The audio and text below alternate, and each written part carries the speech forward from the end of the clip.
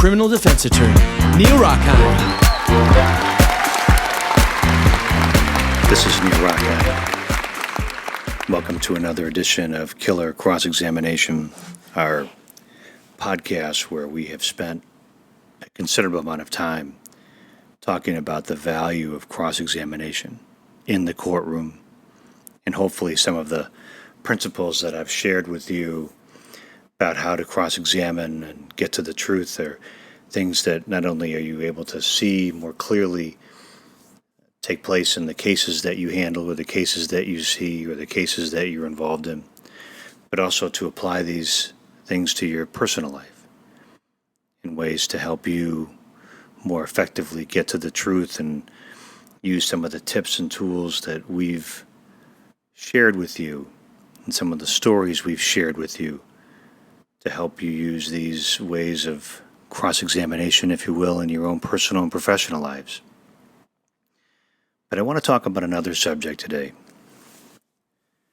I want to talk about Miranda Warnings. And this episode is going to be entitled Miranda Warnings, You've Been Warned. I can't tell you how many times we open up a case file or get a new case and begin to read through the police reports, and we discover that our client, in a very defensible case, and some in which our clients are even innocent or apparently innocent, and the client has made a disastrous, catastrophic statement to the police. Some of the statements are so bad, even if they don't admit to the crime or to confess to the crime, but some of the statements are so contradictory and so all over the place that the prosecutors and police just get to argue that, look, this person was clearly lying.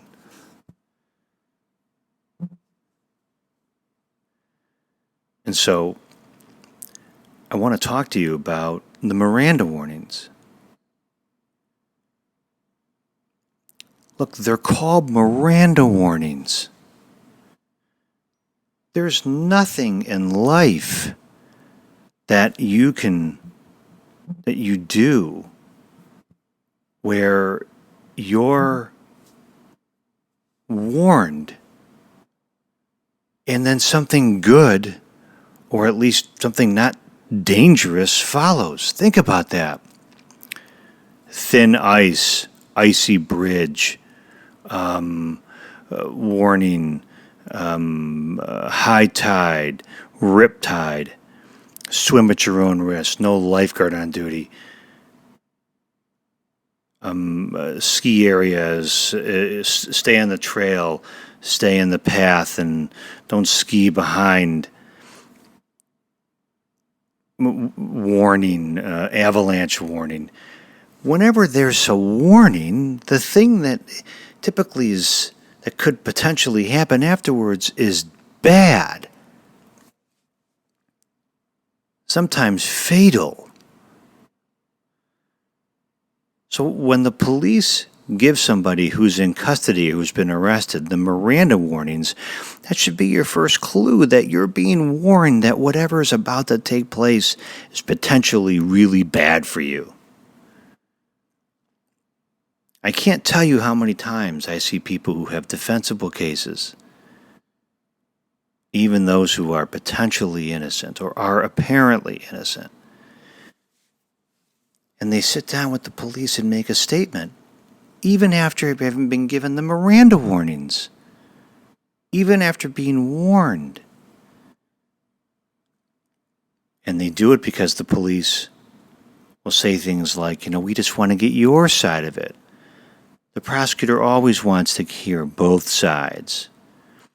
Or, I'll put in a good word for you with the prosecutor and tell them that you cooperated, or it could go a long way to help you.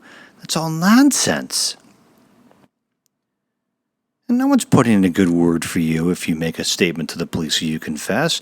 No one's giving you any gold stickers or a little shiny star that goes on your forehead if you happen to make a statement to the police, confessing to the commission of a crime or contradicting yourself. one says, oh, you know what, he did actually cooperate. No one's giving you a shiny little cooperation award for that, a participation award or medal.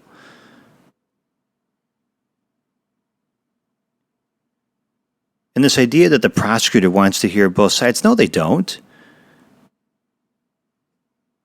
What the police are really trying to do is figure out ways to entice you, the person who's sitting there, to talk. And so they say things that are designed to plant ideas or thoughts in your head that you should cooperate. Oh, the prosecutor wants to hear both sides. The person thinks, well, the police are really genuinely interested in my side of it. No, they aren't. When that case goes to the prosecutor's office, all they're going to do is look at what the complainant had to say and what the police officers believe took place, what the probable cause that they think they have. They're not going to sit there and weigh it out. They're going to let that happen in court. So the statement that you made that has the other side is not going to persuade anybody to not get charged or not be charged. This idea that you'll somehow get some, put in a good word for you. No, they won't. They're asking for you to be criminally charged. There's no good word that goes along with that. That's another thing that they can say to try to entice you to make a statement.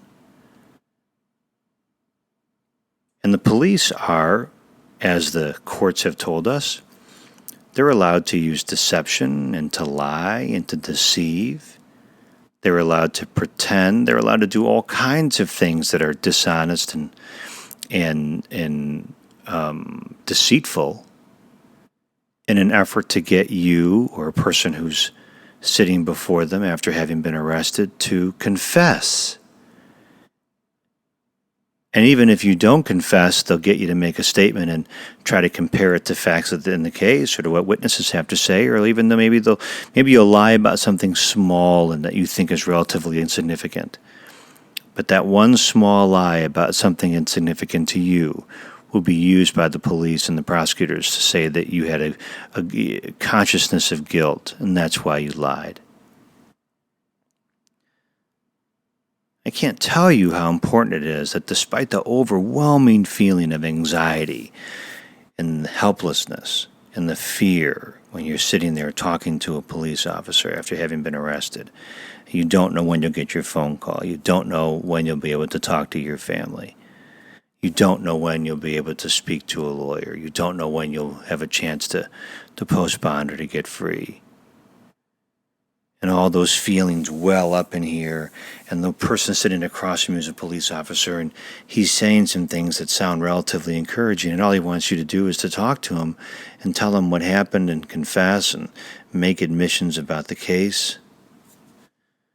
He uses techniques to attempt to appeal to your feelings or tries to get into your head to help you figure out why you did it, just skipping over whether you did it at all.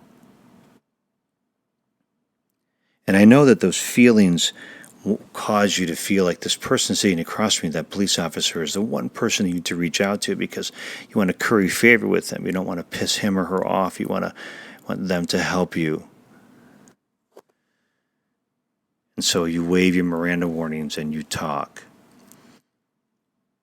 So I want to reemphasize with you that despite those feelings, those overwhelming feelings of anxiety and helplessness and fear, to resist the temptation, to resist the urge, to attempt to talk right then and there, you'll have an opportunity later to say your piece or to have your lawyer say your piece. But you're at such a disadvantage when you're talking to the police after having been arrested. So let's go over what the Miranda warnings say and why it's so important for you to understand what they mean. Not in fancy legalese, but in real common sense terms. And there are only really 5, right? You have the right to remain silent. Anything you say can and will be used against you in court. You have the right to a lawyer. And if you can't afford a lawyer, we'll appoint one for you. And you have the right to stop questioning at any time. Those are the 5. But let's break them down. So the warnings make sense. We don't tell people when there's a potential like shark in the water or there's a riptide. We don't give them a thing and say, let me explain the oceanographic explanation for waves and the give and pull and waves. We just tell them riptide, dangerous, you'll be pulled out to sea. We make it simple. We give visuals. So let me give you some simplicity with the Miranda warnings. 1. You have the right to remain silent. Okay, what do this should sort of send a message to you that these are the police and they're investigating a case, but they're telling you that silence is an option. What does that really mean? It means don't say anything. Shut up. Be silent.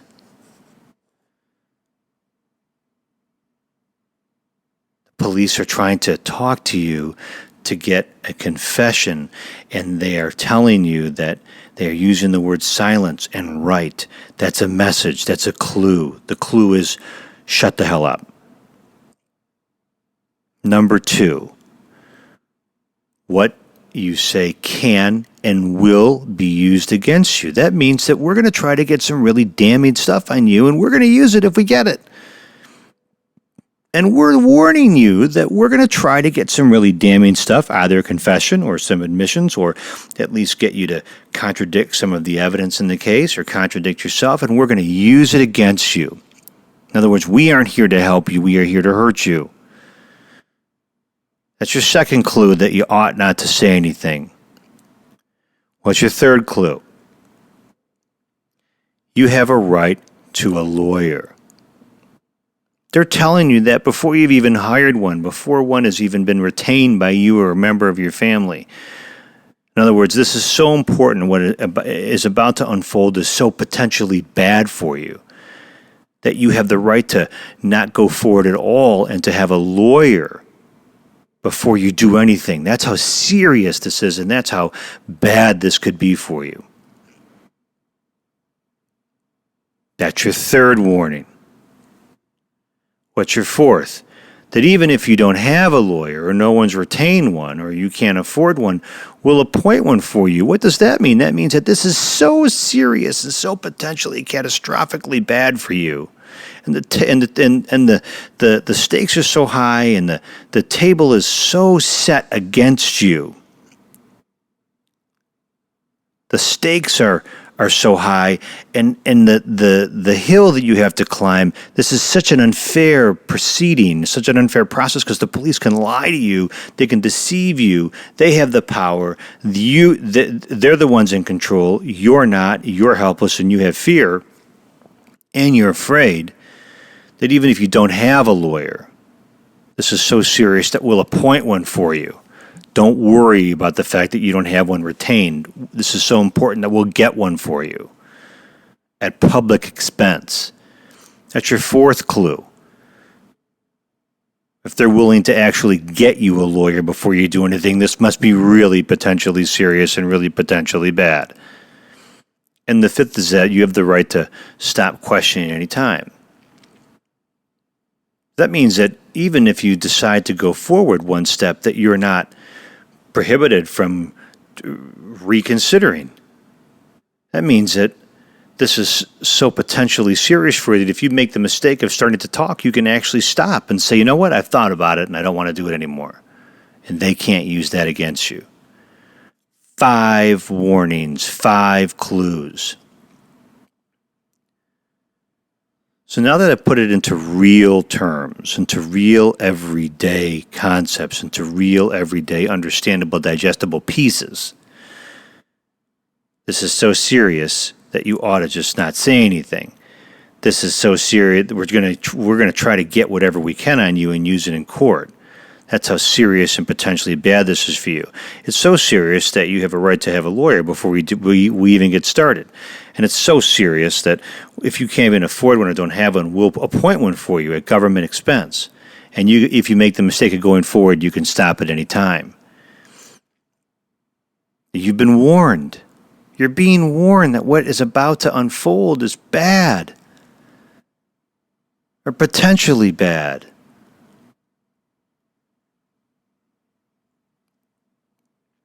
So despite the fact that we have the Miranda warnings, and despite the fact that the Miranda warnings are given to people, people still just waive them.